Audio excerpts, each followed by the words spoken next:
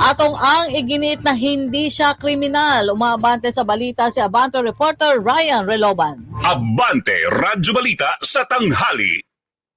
Rocky, patong-patong na kaso ang isinampa ng negosyante Charlie Atong ang laban sa mga whistleblowers na itinadawit siya sa pagkawala ng mga sabongero.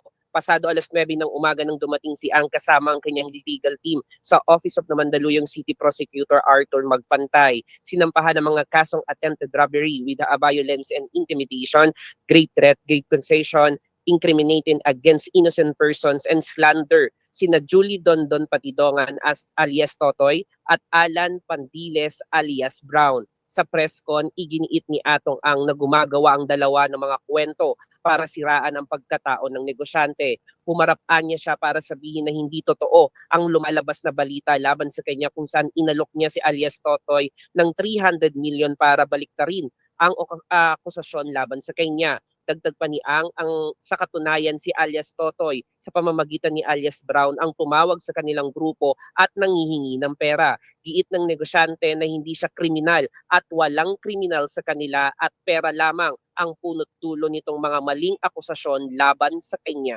Ako si Ryan Reloban ng Abante Radyo. Ito ang balitang mabilis, mabangis at walang mintis.